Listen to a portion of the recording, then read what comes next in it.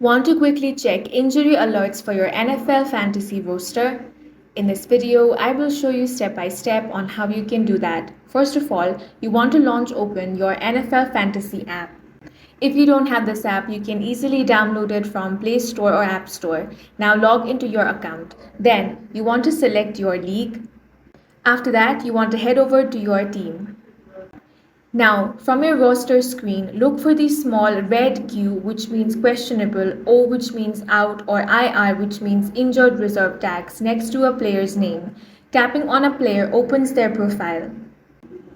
Here you'll see the official injury designation, game status, and recent news update. You can also view a full list of player news by tapping the news or player update section in the fantasy menu. This gives you a real-time alert on lineup changes, injuries, and returns.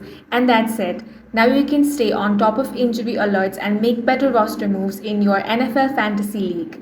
If this video helped you, make sure to hit the like button and subscribe for more videos like this.